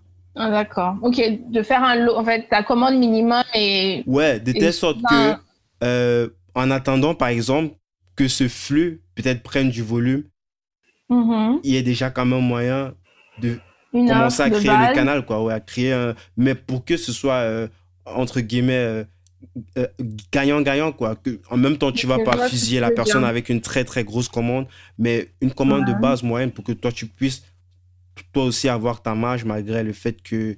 Je sais pas si tu vois ce que je veux dire. Oui, oui, oui, je comprends. C'est-à-dire que tu proposeras peut-être pas à la vente un pot de confiture, mais tu vas proposer un package, je sais pas, je dis une Ouais, bêtise, à 30 euros, un petit peu où il y comme les aura un pot paniers de que tu fais, confiture, un un panier poivre, avec, voilà. ouais, un petit peu comme ton Ouais, je truc chez vois ce les que tu paniers, veux c'est, dire. je pense que Oui, oui, oui. ça reflète très bien cette idée-là. Ça, peut-être, ça Ok. pourrait plus Ouais, j'ai intéresser pas les gens. pensé, mais ok, Et ouais. en ce qui concerne le site vitrine en allant, par exemple, il y a des plateformes très simples comme Shopify qui pourraient te permettre de faire un truc très rapide sans te casser la tête sur la partie technique, en fait. Parce qu'elle a étant mis un truc tout en un, contrairement à un truc WordPress associé à du WooCommerce qui est très, très, très compliqué, en fait. Ouais, nous on était Sauf si partis tu as sur quelqu'un WordPress qui gère tout e-commerce. ça seul, mais s'il y a des trucs que parfois il faut que ce soit toi qui gères, c'est beaucoup plus facile dès le départ de prendre un abonnement sur Shopify. Ouais, c'est, je sais Ok. pas, une vingtaine, je sais pas trop combien d'euros, mais c'est par rapport au gain de temps, par rapport à la facilité que tu auras, je me dis que Ouais. c'est beaucoup plus intéressant, quoi. Surtout que tu peux paramétrer les choses selon comment est-ce que tes produits te coûtent, quoi, pour voir comment est-ce que tu vas ressortir ta marge. Ok. J'avoue que j'ai jamais exploré Shopify. Et là, c'est vraiment, c'est plus moins cher que d'aller payer 3 000 € à quelqu'un, alors que tu as un truc que tu peux aller faire vite fait sur Shopify. Je dis pas que tu bricoles, mais vraiment qui ressemble à un truc pro, mais qui te coûte pas un bras, quoi. Parce que 3 000 pour un truc en plus vitrine, j'ai presque envie de dire que c'est de l'arnaque, quoi. Ok, je vais regarder Shopify. J'avoue que j'ai jamais été même. Je vais regarder à quoi. Ouais, je te conseille vraiment, et puis c'est vraiment pas compliqué d'usage, quoi. Je vais dire, c'est intuitif, c'est pas quelque chose que tu vas trop te creuser la tête, et tu as des milliers de tutos sur YouTube pour ça. Ok. Ben là, on arrive sur la partie lifestyle et puis, en fait, là, c'est juste une section que j'ai créée pour parler un petit peu de nos petits hacks, si on a des petits trucs qui nous permettent peut-être d'être plus efficaces ou plus productifs dans nos activités. Est-ce que toi, tu as un truc principalement que tu utilises? Ça peut être une application, ça peut être, je sais pas, c'est freestyle, quoi. Tu dis ce qui... Ok. Qu'est-ce que je fais au quotidien pour être plus productive? Bon, enfin, ça c'est toujours ma question. Je suis une fille pas très productive souvent. Non, pas ça. Pas que je suis pas productive. Je sors beaucoup de choses, mais bon, la vérité aussi c'est que j'ai travaillé longtemps seule On en est fait. pareil, hein, non, ne Et te creuse pas trop. Moi, je suis c'est vrai que un moi j'ai gros. travaillé longtemps seule. Et en fait, je fais mes trucs dans ma tête. Mais moi, ça, bah, justement, parler de management et tout. Euh, et, et je dis souvent ça, c'est-à-dire que quand tu as été cadre dans une grande entreprise et que c'est encore plus difficile pour être quelqu'un qui a été cadre dans une grande entreprise de devenir entrepreneur, je trouve, que pour quelqu'un d'autre. Parce qu'en fait, quand tu travailles dans une grande entreprise, tu as un environnement en fait qui est là pour te soutenir. Voilà, t'as tout en fait. Tu as des RH qui travaillent pour toi, tu as des cost contrôleurs qui travaillent pour toi, tu as le budget qui travaille pour toi. Donc, toi, en fait, tu fais de l'analyse, mais tu collectes les datas chez tout le monde, en fait. Et puis, finalement, quand tu deviens entrepreneur, tu dois faire ça toi-même. Et là, Hmm. tu te rends compte que c'est super chiant. Enfin, que c'est, bon, je rigole souvent, je dis, mais c'est souvent peut-être plus difficile pour moi d'acquérir c'est tout, là, ces skills d'entrepreneur. Parce que Mhm. j'ai été hyper assistée, en fait, toute ma vie professionnelle. J'avais une machine, en fait, j'avais une machine derrière moi et Ouais. moi, je d'appeler un cost control ou un gars de ma finance et il me sortait En les fait, les chiffres. process étaient là pour que toi, tu sois très efficace, Voilà, quoi. voilà, les procès étaient là pour que moi je sois très efficace. Et maintenant, comment répliquer, toi, maintenant, ces process, du coup, Ouais, chez toi, créer les quand tu es une process dans ton micro-entreprise, entreprise, quoi. Ouais. autant les process techniques, j'ai pas eu de soucis parce que, voilà, je gérais, c'était mon métier. Mais c'est vrai que quand est arrivé le temps de tous ces process, finance, budget, machin, ça a été extrêmement difficile pour moi. Mais, et surtout que je voulais tout faire toute seule. Et ben, aujourd'hui, parce que j'ai commencé à avoir des employés avec moi. Tous mes employés au début, ils étaient à l'atelier en fait, et moi je travaillais toute seule, je faisais tout la com, tout. Bon, c'est vrai que j'ai un comptable Mhm. Bon, moi, si j'ai un petit tips, déjà, je dis ça souvent aux gens, les gens rechignent souvent à investir sur un comptable parce qu'ils pensent qu'ils commencent leur entreprise et que c'est une charge superflue. Moi, si j'avais à refaire tout dès le départ, moi, ma première année, mon premier jour où j'aurais commencé, j'aurais engagé un comptable, en fait. Ah Si bon? j'avais quelque chose oui, moi, aujourd'hui, franchement, avec le recul, j'aurais engagé un comptable au day one parce que j'ai commencé à travailler avec un comptable après 2 ans et j'ai perdu tellement de data en fait. Mhm. J'ai perdu énormément de données parce que j'avais pas la rigueur de la gestion du truc, j'avais pas les tableaux de bord, j'avais pas, enfin je les bricolais, bon j'avais mes petites feuilles Excel, mais qui me permettaient pas d'avoir des analyses très poussées. Et donc j'ai perdu beaucoup de données. J'ai dû reconstituer une comptabilité sur 2 ans, ce qui a été un nightmare pas possible. J'ai dû reconstituer une compta, mais dans tous les cas, j'ai perdu beaucoup de données extrêmement précieuses et qui m'auraient beaucoup servi en fait en termes d'analyse. Donc des fois, je dis ça. Et puis finalement, en Afrique quand même, on a de la chance d'avoir. Bon, c'est peut-être pas comme en Europe où tu vas payer un comptable à, je sais pas combien ça coûte, mais ici, moi, il y a des gens quand même assez intelligents qui comprennent, qui travaillent avec les environnements des startups et voilà, pour 200, 300 euros, tu peux avoir un comptable qui va te gérer tout ton truc pour le mois, en fait. Euh, donc ça, c'est quelque chose que je dis souvent aux entrepreneurs, c'est Mhm. franchement, n'hésitez pas. Faut pas hésiter à investir sur des métiers support qui finalement ne coûtent pas forcément aussi cher qu'on pense Ouais. Par rapport au en gain étant de un peu temps et intelligent, d'argent. voilà, par rapport au gain de temps, au gain d'argent, à l'optimisation, en efficacité. Voilà, moi, je perdais tellement de temps sur mes tableaux de bord Excel. Je fais une petite vente, je vais des trucs, je vais remplir mon cahier Excel. Je perdais beaucoup de temps. Aujourd'hui, c'est des choses. Bon, j'ai une facture qui rentre, je l'envoie, il gère le truc. Euh, j'ai un bon de commande qui sort, je lui envoie. Lui, il a son équipe, sa team derrière qui consolide les données et ça me laisse beaucoup plus de temps pour travailler sur des choses plus productives que faire des choses que, de un, moi, j'aimais pas faire et que, de deux, m'empêchait de faire d'autres choses plus intéressantes, en fait. Mhm. Donc, peut-être dès le début, vraiment, gens professionnels dont c'est le métier et qui savent faire et qui vont, en fait, te permettre, toi, de te dégager du temps pour faire des choses constructives, travailler sur ta marque, travailler sur tes produits, sortir des nouvelles choses. Parce que finalement, c'est ça le nerf de la guerre, en fait. Ouais, c'est ça, c'est C'est, ça. C'est ça qui fait la notoriété de ton truc, en fait. c'est C'est ça qui fait pas la notoriété ce que de le la marque. comptable il fait derrière. Même C'est si c'est ça, en fait. important, mais c'est pas ça qui fait évoluer, en fait, qui apporte de nouvelles Non, choses à c'est pas ça qui l'entreprise. apporte des nouvelles choses à l'entreprise, c'est créer des nouveaux produits, améliorer les produits existants. C'est ça qui apporte la valeur et la notoriété à l'entreprise et c'est sur ça qu'il faut travailler le plus en fait. C'est sur ça que Mhm. doit être concentré l'entrepreneur. Mais je sais que beaucoup de gens au début, ils se disent ah non bon on n'a pas assez d'argent, mais il y a des gens qui existent qui sont intelligents. Moi je sais par exemple mon comptable, au début même mon comptable ne prenait rien. Je le payais même, c'est-à-dire je le payais une fois dans l'année pour qu'il me fasse ma liasse fiscale. Mais c'était un gars qui a compris que c'est une entreprise qui a du potentiel et Ah, là, il qu'il a faut que je monté un travaille avec truc, elle. il a monté un truc derrière Voilà, seulement au par début, rapport à ça. oui, je sais pas, je pense que c'est quelqu'un qui m'a observé. Il savait que j'avais pas d'argent, que je pouvais pas Mhm. le payer. Donc, il me disait, écoute, tu vas pas me payer au mois, mais tu vas juste me donner 1 000 € Mais il à faut la qu'on fin de l'invite sur l'année. le podcast, là. Il a créé un Ouais, business derrière ton truc, quoi. Donc, en fait, t'es déjà devenu un business un petit peu solaire. Il y a des satellites tout autour qui... ouais, c'est ça. Puis il m'a dit, écoute, tu vas me donner 1 000 € par an et je vais faire toute ta liasse fiscale, tes impôts, mais tu me paies pas à l'année. Et au début, je ne payais pas vraiment. Je Mhm. payais juste ma liasse fiscale. Et c'est après, maintenant, c'est juste cette année maintenant que que je le paye en fait. Mais pendant 2 ans, au début, je le payais pas. Donc il y a des gens quand même intelligents qui voient quand même le potentiel, se disent bon, cette entreprise-là, peut-être qu'elle peut pas me payer aujourd'hui, mais elle a le potentiel de grandir. Et je Ouais, sais que dans quelques années, ce sera un bon client. ouais. Dans quelques années, je pourrais en faire un vrai client. Et voilà, il y a des gens qui prennent des paris comme ça et qui finalement Bah, le qui mec, savent il est vraiment intéressant. Ça m'intéresse beaucoup. C'est très, très malin de sa part. qui s'avèrent être des paris gagnants. Et en fait, je pense dans tous les domaines, en fait, on peut trouver des gens comme ça.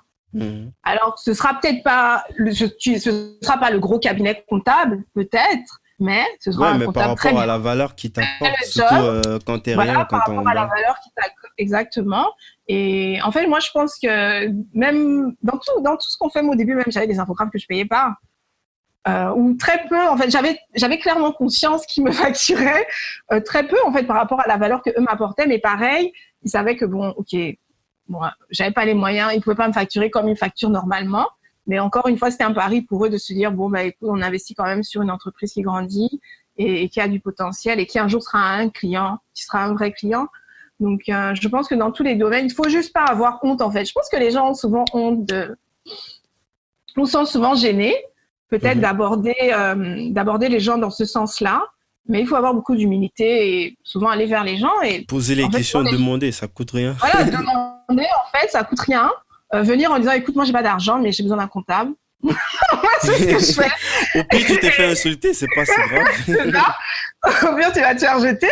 Mais voilà, j'ai pas d'argent aujourd'hui, mais j'ai besoin d'un comptable et dans 2 ans, je suis sûre que je serai un super client. Et voilà, il faut juste au pire, qu'est-ce que tu as à perdre en fait? Et il y a plein de gens qui le font même par plaisir. Moi, j'étais à Dubaï, c'est drôle, j'étais à Dubaï la semaine passée. Et c'est vrai, je fais des beaux shoots et tout, mais j'ai jamais travaillé avec une vraie food stylist en fait. Vraiment une food stylist dont c'est le Professionnel, job et ouais. tout, professionnel et tout. Et c'était vraiment mon rêve. Et quand je devais aller à Dubaï faire quelque chose, je me suis dit, tiens, j'ai essayé de trouver un food stylist.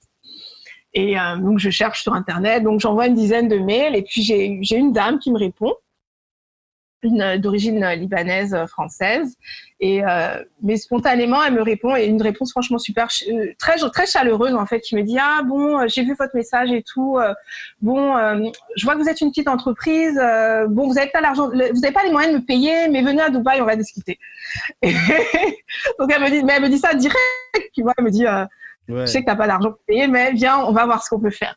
Et donc, je suis allée la voir. Elle me dit, oui, bon, écoute, j'ai été sur ton Instagram. Franchement, j'aime bien ce que tu fais. Ça va me faire plaisir de travailler avec une entreprise en Afrique et de moi aussi contribuer et apporter ma participation, en fait, à la progression d'une entreprise. Et donc là, elle me dit, bon, écoute, hein, moi, je travaille avec Nestlé, je travaille avec la vache qui rit. Franchement, un shoot, ça coûte $10 000. Minimum. Ça te scotche d'abord. Elle me dit, pour faire un shoot, ça nous prend 3 jours. On facture. Donc, elle me dit ça, elle m'a dit, bon, je sais que t'as pas les moyens de payer ça et tout. Donc, au finish, elle m'a arrangé un truc, franchement, j'ai pas payé grand chose. Bon, après, on l'a pas cité, on sait pas c'est qui, mais bon, je Mhm. vais pas donner les chiffres, mais franchement, elle m'a fait vraiment un truc symbolique, quoi. Mais comme Mais la quoi, en fait, qualité. voilà, il y a des gens, mais je sais que j'aurai un truc de ouf parce que et puis elle-même elle est motivée en fait, elle a envie de travailler sur le projet. C'est même pas comme si elle le fait genre bon ouais je vais l'aider. Non, elle-même elle est contente de travailler sur le projet, mais parce qu'elle a vu aussi la dynamique de l'entreprise, elle a vu déjà ce qu'on fait et puis elle voit qu'on fait des efforts déjà. Des fois je poste des trucs sur Insta, elle m'envoie une photo, elle me dit ah mais pas mal, hein, franchement tu t'en sors bien et tout. Et voilà, donc voilà, elle apprécie l'effort et puis elle se dit bah elle aussi elle va donner sa contribution. Donc des gens il y en a en fait. Mais c'est juste qu'il faut avoir le culot de demander, l'audace de dire bah moi j'ai pas les moyens de te payer peut-être ça, mais qu'est-ce qu'on peut faire? Comment on peut travailler ensemble?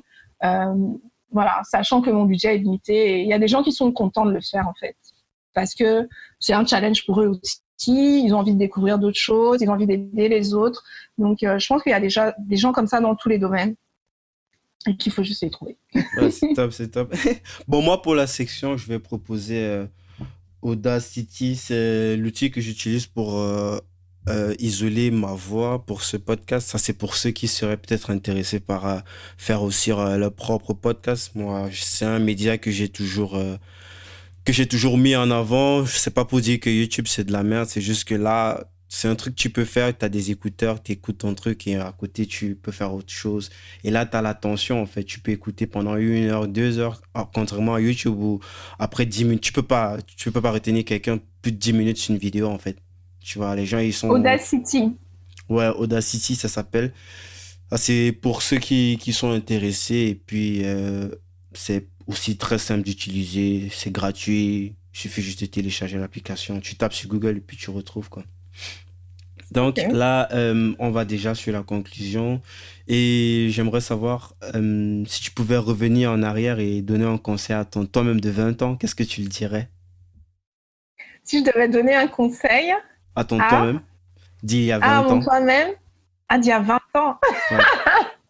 Du j'avais moins quel quand tu avais âge 20 ans, quoi. quand j'avais 20 ans.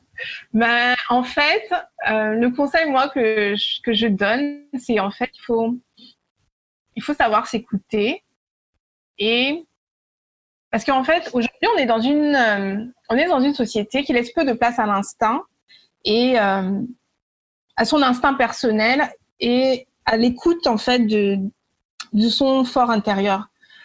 Enfin, je vais expliquer pourquoi je dis ça. Moi, quand j'étais jeune, je voulais être chef cuisinier, en fait. Mhm. Et mais mes parents m'ont formellement interdit de faire ça. Ils m'ont dit non. Mais parce qu'à l'époque, bon, je C'est comprends bizarre aussi parce que c'est qu'il y un a quand métier. même, il y a quand même un parallèle, quoi. Tu reviens à ça Voilà, plus c'est tard. pour ça Bon, en c'est pas fait que je exactement dis ça, mais ça. c'est C'est pas presque ça. exactement ça, mais c'est pas loin. C'est pour ça en fait que je dis ça quand je dis il faut apprendre à s'écouter et à se faire confiance en fait. Dans le sens où, bah là, moi aujourd'hui, finalement, après 30 ans, je fais ce que je voulais faire quand j'étais plus jeune. Et finalement, peut-être que les gens auraient dû me laisser m'écouter moi, me laisser suivre ma propre voie finalement. Peut-être qu'aujourd'hui j'aurais été un super chef cuisinier parce que finalement c'était peut-être ça ma voie. C'était ça peut-être que je devais faire dans la vie. Bon, on m'a orienté vers d'autres choses. On m'a dit non, il faut être ingénieur dans le pétrole, machin. Finalement, j'ai perdu 20 ans de ma vie. Pour revenir, c'est vrai que je suis pas chef cuisinier, mais pour revenir quand même à l'univers qui jeune me plaisait, qui jeune dans quoi je me projetais quand j'étais jeune et et s'écouter parce que beaucoup de gens aussi me demandent mais comment tu as fait pour partir, quitter ton emploi. Encore une fois, c'est juste l'instinct en fait, juste à un moment donné tu te dis bon, ok. En fait, la vie me dit ça en fait. La vie me dit écoute Jess, fais ça. Euh, et à un moment donné, j'ai juste arrêté de réfléchir parce que c'est vrai que tu réfléchis tout le temps. Tu calcules, ah oui, mais si je pars, j'aurai plus d'argent, enfin, j'aurai moins d'argent, comment je vais faire? Et puis là, tu calcules, tous les jours, tu fais des calculs dans ta tête et tu ne prends jamais de décision parce que tu ne te bases que sur des choses très mathématiques. Et à un moment donné, j'ai arrêté de calculer et je me suis juste écoutée. Je me dis, OK, qu'est-ce que ta voix intérieure te dit, en fait? Qu'est-ce que ton instinct te dit? Et puis, mon instinct me disait de le faire et que ça marcherait. Mais vraiment, mon instinct me disait ça. Puis à un moment donné, j'ai dit, bon, bah, écoute, fais juste écouter ton instinct. Mais on n'est pas formaté pour ça dans la vie. Les civilisations, on n'est pas très formaté pour Mhm. s'écouter soi-même, pour s'écouter sa voix intérieure, pour écouter son instinct.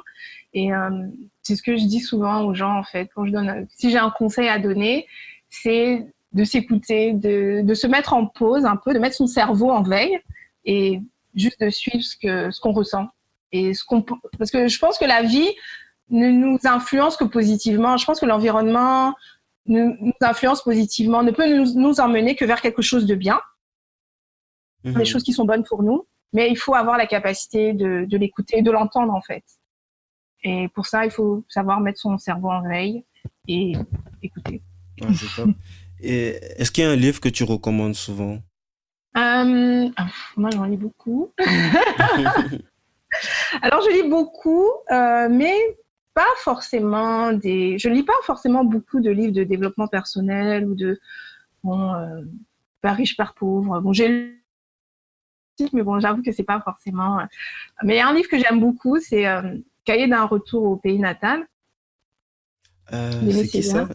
Aimé Aimé Césaire, ouais, ouais, Césaire, voilà. je me rappelle. C'est un Mais je livre que pense j'aime que beaucoup. c'est un truc que j'ai lu, mais c'était au programme, en fait. Je l'ai Oui, oui, lu c'est des livres à qu'on a lus l'école. quand on était jeune à l'école. Et souvent, quand je parle moi, je fais beaucoup de storytelling. J'essaie beaucoup de travailler en fait mon story parce que je pense que en fait finalement, qu'est-ce qui va faire la différence entre le business? Parce que tout le monde fait des confitures. Même au Gabon, il y a plein de gens qui font des confitures. Pourquoi quelqu'un Mhm. va en vendre plus qu'un autre finalement? Bon, c'est vrai qu'il y a le produit qui est peut-être travaillé, etc. Mais bon, à la fin de la journée, le consommateur, lui, c'est pas que moi j'ai investi tant de millions en recherche et développement ou Mhm. en hygiène dans mon atelier. Il sait pas, lui, il voit juste de pots de confiture. Donc, finalement, ce qui va faire la différence entre ton produit, ce ne sera que ton storytelling. Ce ne sera que l'identité de ta marque. Effectivement. Ce ne sera que ça, la vérité. Et, euh, et je trouve que c'est justement c'est des lectures qui sont plutôt inspirantes pour moi. Voilà, comment raconter de belles histoires. Mhm. Et je trouve que c'est un très joli livre, justement. Il faut Ouais, un peu, je partage faut complètement. s'immerger. Et Il peut-être pas faut juste. arriver à s'immerger dans cette culture-là, justement, des belles histoires. Mhm. Comment se raconter, en fait, de la manière la plus efficace et la plus impactante possible. Ouais, je partage complètement et pour ajouter quelque chose à ça aussi, les gens, surtout dans cette nouvelle ère, ils n'achètent pas seulement le produit en fait, ils achètent aussi une histoire, une identité Ou bien quand quelqu'un, par exemple, il achète Nike, il achète une chaussure de Nike, c'est beaucoup plus cette histoire de tribu, en fait, d'appartenir en groupe, Mhm. d'appartenir à un slogan, quand ils mettent peut-être le Just Ouais. Do It ou alors le Think Different de Apple. C'est plus ça, en fait.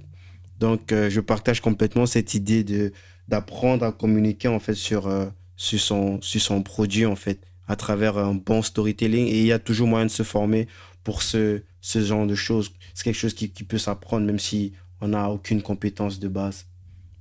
Donc, Moi, je apprends, hein. La hmm. preuve. Il faut juste être curieux, mais il faut Ouais. avoir beaucoup de curiosité, beaucoup de patience, il faut chercher, il faut beaucoup lire. Mais tout s'apprend, Hmm. en fait. Et est-ce qu'il y a une question qu'il pose souvent chez Facebook en interview? Qu'est-ce que tu ferais si tu n'avais pas peur? Qu'est-ce que je ferais si je n'avais pas peur? Ouais. Qu'est-ce que je ferais si je n'avais pas peur? Aujourd'hui, en lien avec mon business, si j'avais pas peur, j'irais m'installer ailleurs, en fait. Ailleurs, c'est où, par exemple?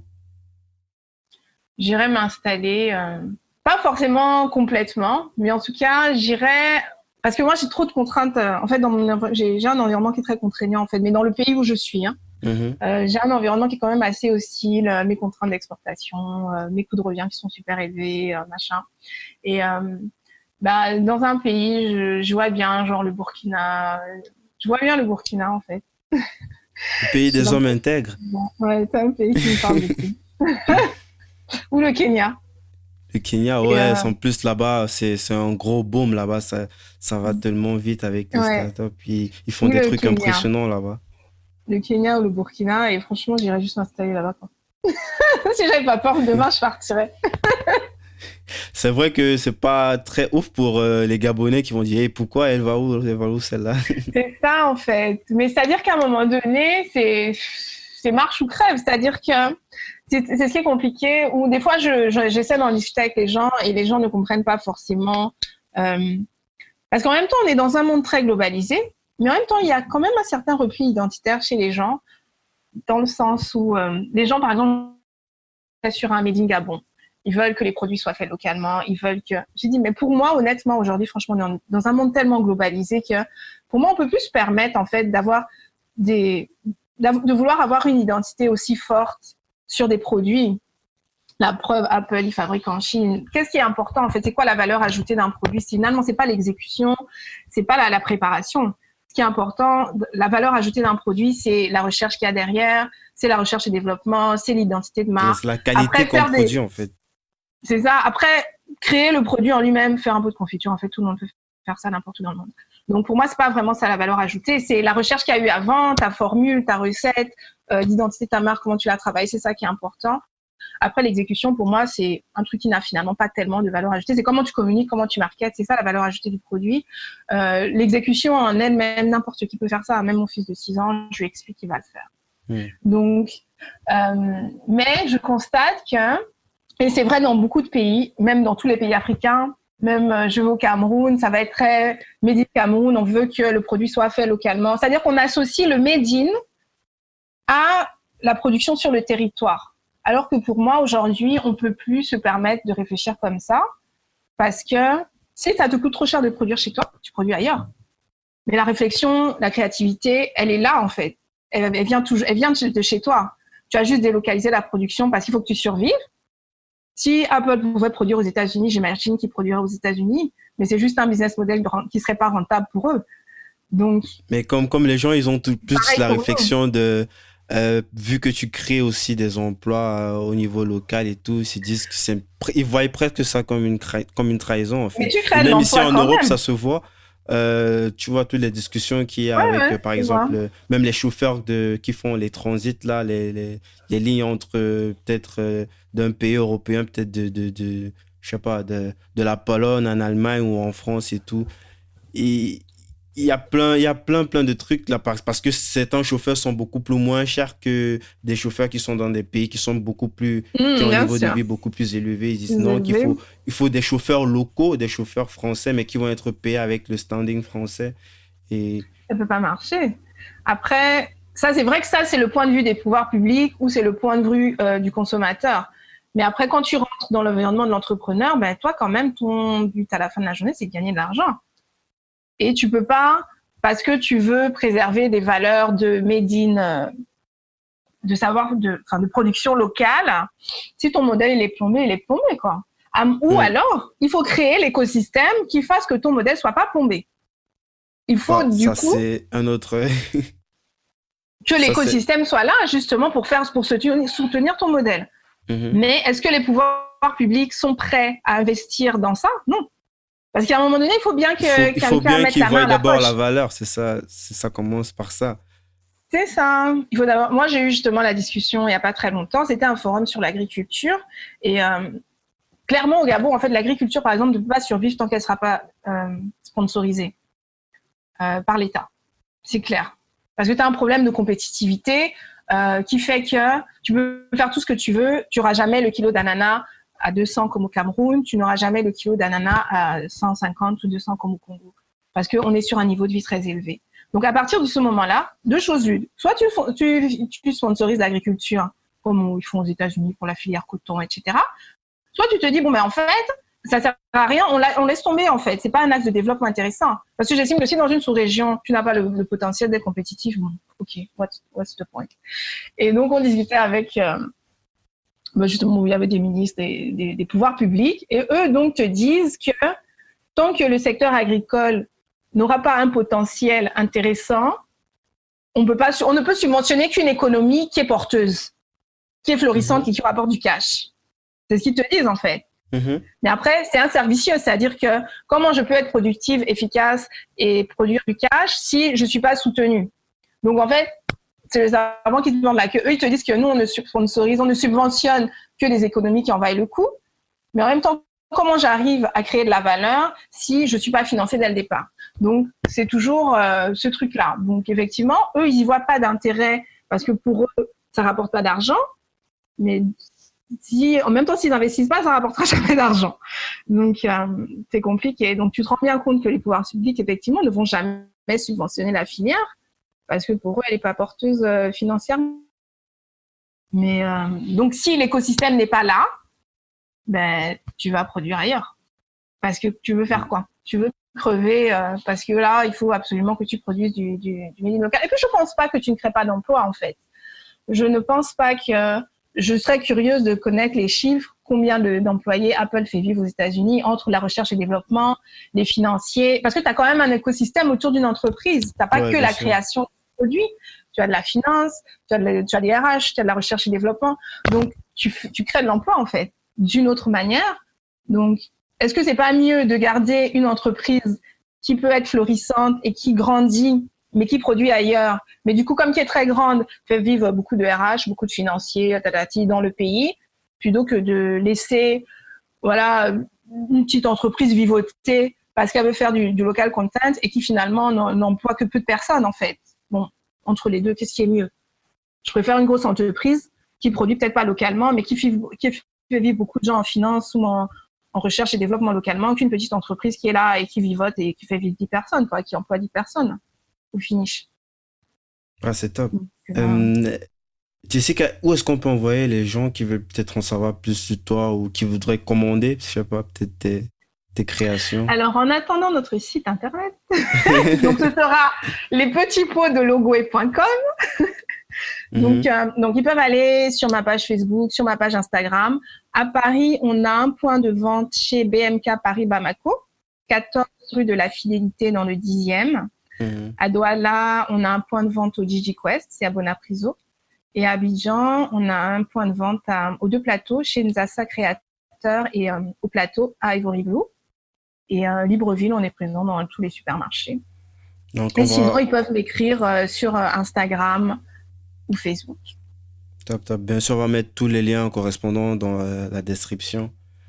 Donc, une dernière chose encore, Jessica, dans l'émission, en fait, il y a un concept aussi qui est que j'offre des livres en fait aux intervenants. Et le livre auquel j'ai pensé pour toi, je sais pas si tu l'as déjà lu, ça s'appelle Le pouvoir du moment présent. Je sais pas si tu connais. J'ai déjà entendu, je ne l'ai pas lu, mais j'ai déjà entendu parler de ce livre. Ouais. de Eckhart Tolle. C'est quelque chose que j'ai lu dernièrement. C'est vraiment très intéressant. C'est quelque chose qui m'a vraiment bouleversé. Et puis, je t'enverrai ce bouquin et puis Ah, super. tu pourras m'en dire ce que tu en penses. Bien sûr, je vais mettre aussi un lien dans la description pour ceux qui se sont potentiellement intéressés par le bouquin. Et ben là, on arrive sur la fin. Donc, merci de m'avoir accordé de ton temps. Et puis, Merci à toi. c'était vraiment très instructif. Salut. Salut! Merci d'avoir été avec moi jusqu'au bout de cet épisode de Débrouillard. Si vous avez apprécié l'émission, la première chose à faire est de le dire à l'invité via les réseaux sociaux. Vous trouverez le lien de ses profils dans la description de l'épisode. Faites-le, c'est très important pour le remercier et pour montrer que Débrouillard est écouté. Presque aussi important, abonnez-vous au podcast et laissez un avis sur Apple Podcasts ou iTunes. 5 étoiles de préférence, ça permet à Débrouillard de monter dans les rankings et d'être donc découvert par de plus en plus de gens. Toutes les informations pour savoir comment vous abonner et ne pas rater les prochains épisodes sont sur débrouillardpodcast.com. Et à cette adresse-là, vous trouverez les informations sur comment me laisser les évaluations iTunes. Enfin, pour ne rien rater, pour ne rien manquer des activités et des coulisses, vous pouvez me suivre sur LinkedIn en cherchant Débrouillard. Merci d'écouter ce podcast et à la semaine prochaine.